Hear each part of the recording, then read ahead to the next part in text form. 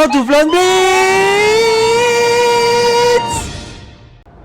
Hello everyone, Pantoufleee here today to answer one of the most frequent questions you ask me in stream. Which tank should I take from the Triumphant event which is running right now? So, I'm gonna remind you, you have three tanks, the AT-15A, the T-23E3 and the SU-122-44. All those three tanks have their own characteristics, so I'm gonna try to highlight to you all the characteristics, and we're gonna start first with the AT-15A. I'm gonna see which one after, but yes, still. So, concerning the AT-15A, what you have to know about the tank. You have a really great armor, despite the fact that you have a cupola, but the cupola is hard to get, unlike the AT-15, so that's fine. You're gonna go fine with it. You have a really bad mobility, and you have an average gun, I would say. You have a really crazy DPM with it, because you reload fast, and your penetration is quite good with the APC, or not with the APD. With the AP, it's a bit tough. But yeah, if we sum up, that's all that you have to know about the tank. A good gun, a good armor, and an absolute horrible mobility. So, as you can see, I'm angling my tank, and that's exactly how you want to play your AT-15A if you want to push with it. And no, even if you don't push, you have to angle it at 45 degrees, because you have a really crazy gun arc with this tank, which means you want to angle it at the maximum you can, because the more you angle it, the more chances your enemies have to bounce you, and that's what is really important about the tank. So now, if we focus on the game, as you can see, I tried to push a bit. Why did I decide to do that? Because my tank is fine with it, especially on this map. You can do great. As you can see, angling the tank at 45 degrees, we already bounced 2 shots from the T-34. We bounced shots from the SU or the double jet. I think that was the double jet maybe one time, and nobody's really taking care of us because your gun is not afraid of anyone, let's be honest. Your gun is not afraid of anyone, but it's deadly, because the great reload time with this little alpha damage can really be destructive sometimes.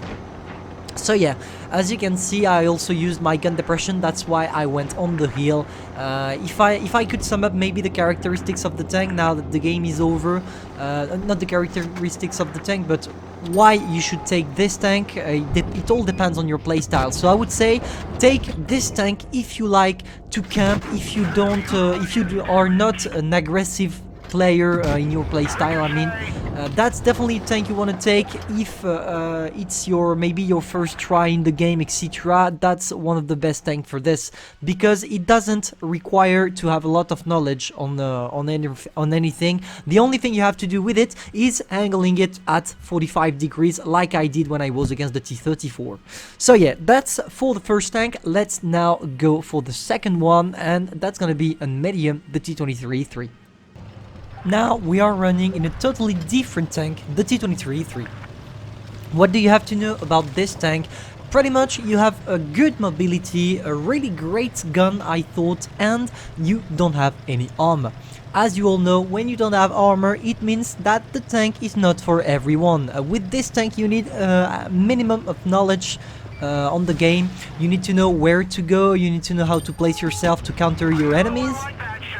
But still, that's a very, very nice tank at tier 7. One of the best in my opinion, if we forgot about the fucking OP Blitz Nation thing. But yeah, definitely a great tank. The major thing about this one is the gun depression that you clearly want to use every time you can. I think you have 10 degrees of gun depression, and that's really gonna make the difference when you are on cliffs, such as it's the case on this map, on hills, etc. So, why was I talking about knowledge? A quick example here during the gameplay. As you can see, my team is totally behind me. For example, here you have to check your map quite often. Because I checked my map, I saw my team was not following. That's why I decided to retreat. And if I didn't retreat, they would have pushed me, and it would have cost me my life on this game for sure. So What is the important thing about the tank, especially when you are in tier 8? You don't have armor, so you have to play it sneaky. You have to make sure that the people in front of you are not trying to shoot you. That's really important. So, what am I gonna do? I know that the Bulldog and the T-49 on the other side of the map have moved, which means the right side is free, and if I go on the right side, I'm gonna be able to destroy some tanks because I can circle. And taking them from both flanks, they are not gonna focus on me a lot, even if I took a shot there, but they are not gonna focus on me because, and only because, all my team is right in front of them. And honestly, the T-23 have a poor alpha damage. Even if it has a great reload, it still have a poor alpha damage, so even if you take 100 per shot, they are not really going to try to take you down. And as you can see, that's exactly how you get an ace tanker in the T-23, by playing it sneaky. But it wouldn't have been possible if I didn't have some knowledge of the game, knowledge on how to retreat, on when to retreat, knowledge on maps, knowing that I have a great gun depression, and this hill here is perfectly to show only my turret, which is not armored, by the way. Don't try to hold down, you can just peekaboo like I'm doing here. But still, that's all that matters with your T-23-3, and this knowledge means you have to be a good player to be able to play it well. So, if I could summarize what kind of player should go on the T-23-3, that's for people having a minimum knowledge of the game. And despite that, you also need to like the passive-aggressive support role, because this tank is clearly what it's all about. You have to play passively-aggressively. What do I mean by that? You circle, you wait for them to shot on your allies, and after you go and try to play it sneaky by sneaking some shots. Anyway, now we are going to focus on the SU-122-44. And now I'm gonna finish with the SU-122-44 for one thing and one thing only. To me, this tank is the one you want to take during this event, because it can gather all the characteristics of player I cited for the AT-15A and 23E3. I mean, with this tank you can either play it aggressively because you have a great mobility and a great armor, or you can try to play it with a camping playstyle because of your great gun.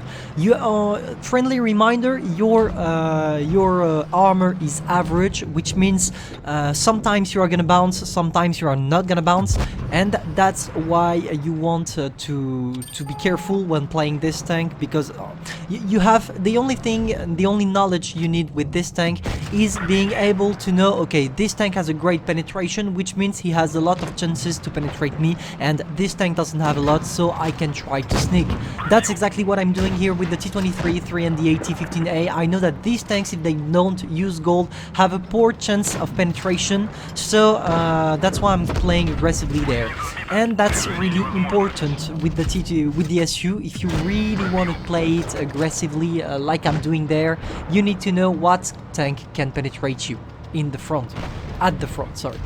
So yeah, so I guess I summed up the characteristics. I'm gonna put an edit as well here, but still, the tank is very nice. The only thing, the only problem of it is that you have a great armor at the front, but your side armor really sucks. Definitely, that's the kind of tank you don't want to angle. You stay straight in front of your opponents, making it easily to play than the AT-15A for that. And also the gun, which is quick reloading, will allow you to sneak some great shots, even if your accuracy really sucks. With this tank, make sure to aim before shooting. That's really important. So there, as you can see, if we focus a bit on the battle, I tried to play it aggressively at the beginning, sneaking some shots on the T-23-3 and the AT-15A. Unfortunately, the SU-122-44 come to their rescue, which means I couldn't really handle more shots, and now I come back with my team at the back, because I don't want them to circle us, and if they circle us, I want at least to deal some damage. That's important to us, to allow us to win. Can we sneak a shot on the ARL? Same. I know the ARL without the last gun can't penetrate me. This one didn't have the last gun, so that was easy for me to make him bounce. Unfortunately, on the M6, I bounced him because I was angling here. You can angle your tank as long as it doesn't mean that you show your side armor to your enemies. That's exactly what I did here with the M6A2E1, because as you can see, I tried to angle myself. Same for the KV-1S. He can't really penetrate me except if he uses golds or tries to maybe try to shoot on my lower plate. And here an HE, of course the small HE, because even if I have 400 alpha damage, I was not sure to put them, so I decided to go for an HE because I know the M6 has really weak side armor. And we take the last kill, 3 kills and 3.7k damages. Same here. I don't show the SU-12244 camping, but I show in the beginning of the game. You can see that I was trying to play it aggressively, and in the end game I was playing it more carefully, because it highlights the fact that you can both be passive and aggressive while playing this tank. So yeah, so basically the SU, that's the tank. You can go for the SU, whatever your playstyle. That's really that's a tank for everyone, definitely. So I think I'm gonna stop on this one. Thank you all for following. I hope I answered all your questions about the tanks of this event by telling you, okay, if you have this playstyle, you can go for this. If you have this playstyle, you can maybe go for this one, etc, etc.